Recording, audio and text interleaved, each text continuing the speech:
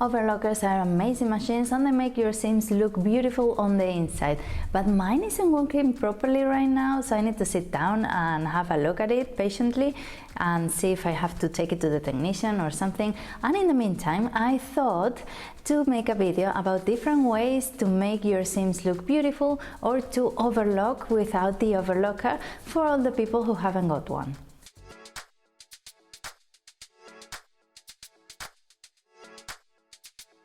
The overlocker purpose is not just to make your seams look beautiful on the inside, but to avoid all the fraying. When you have a fabric that frays a lot, the overlocker avoids all of this. And one solution, a cheaper solution, is to cut it with your pinking scissors. I always forget I have them, but every time I use them I say, oh, these are so good, because the minute you cut with them you see how it's not fraying anymore. So it is a cheaper solution to getting an overlocker, and it's also as useful. Even though you don't have an overlocker, there are different ways to overlock with your sewing machine, and the easiest one is to zigzag stitch all your edge. This way you don't get all that fraying, it will stop, and of course you can use different lengths depending on what you need and the fabric you are working with. And of course it can be really nice and decorative as well for small little details. And another thing you can do is to get a fake overlock foot, which also makes a chain so the seam is secure and it won't ever fray. One seam that has many fans and many haters is the French seam, because it's a bit bulky, let's be honest. But I really like it because everything keeps hidden. Take into account that instead of sewing right sides together so your seam stays inside, you're sewing wrong sides together to make a second seam on the wrong side. So it is double the amount of seams and fabric, so you're not going to do it on t-shirts, on delicate stuff. But it is quite useful for pouch bags, for bags, handbags, etc. It looks really good and everything keeps hidden. I made it on this kimono on the sides and I'm quite happy with it because the fabric was fraying a lot and it looks amazing. Another useful seam, depending on the project we're going to do, is the flat felt seam. It's really nice, the finish it's amazing. I did it on the last pair of trousers I made and I'm quite happy with it. And I said depending on what you're going to do, because you can only do it on one side, because you're going to cut the excess of one side and then fold the other one on, so you can top stitch on top. So that's why you can do it all around a piece, for example, or on two. So depending on what you're going to do, it looks amazing. And it avoids fraying, of course. An easy way to hem something is to use some bias tape. It looks amazing, it gives a nice finish and it's quite easy. And on little projects you can just fold it and sew it as it is. And on nicer stuff you will sew it properly, like opening it, sewing one side, and then after folding, sewing the second edge. I did it with a jacket once and it's ideal for thicker fabrics because you don't have to double hem anything. You just have to add your bias tape and make your hem, which is useful, for example, as well for jeans, apart from being quite nice because you see the different color you have. And talking about hemming, there's nothing easier in this life than double hem everything. Anytime you can, you should double hem because it stays in there forever, it won't fray and it won't bother you either. So for necklines, sleeves, tops, skirts, hemming trousers, dresses, anything. If you can double hem, do it.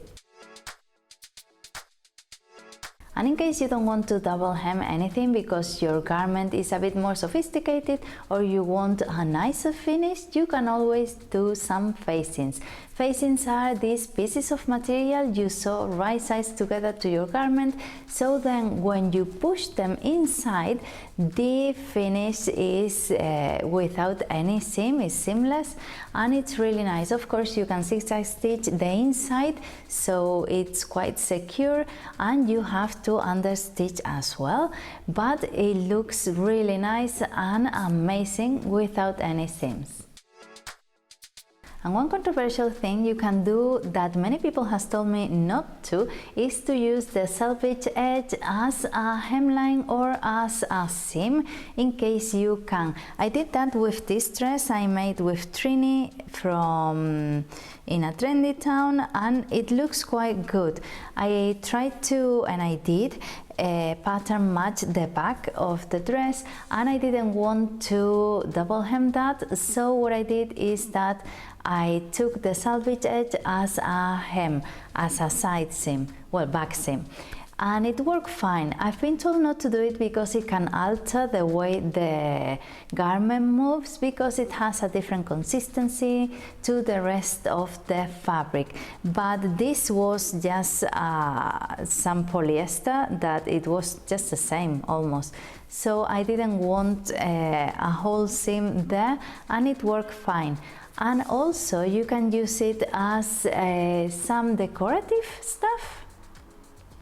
For example, on this dress, it doesn't fit me right now. It's a bit, well, it's quite big on me right now. But when I made it, I decided it's a bulky material. It's quite thick. It's a bit, it's a stretchy lace, it's quite weird. So I thought that double hemming was a bit bulky, and I decided to cut it on the wrong side. Not on the wrong side, cross grain, so that way I could use the selvage edge as a hemline for the skirt and as a hemline for the neckline as well. It worked fine because it stretches both sides the same, so it didn't alter anything. And I did the same with the kimono I did in summer for the beach. And it looks really nice because the selvage edge, one of them, had this nice lace on the side, so I thought that would be really nice for the kimono hemline, for the skirt bit. So I did that, and it looks nice. Of course, it's another polyester, so it didn't alter anything. But I think if you're careful enough, you can do it. I've done it as well with pouch bags, with tote bags, and of course as well with curtains. And you get this extra bit of material, and you don't need to hem all that. So it's quite useful as well.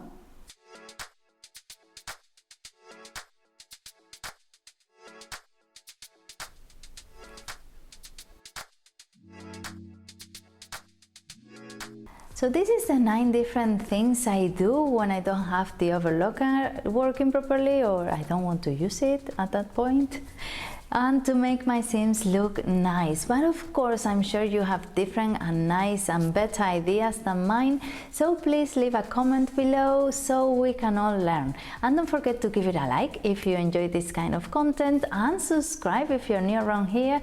I would love that you subscribe. I would really appreciate it. It helps the channel a lot, and that way you don't miss anything, because I upload a video once a week.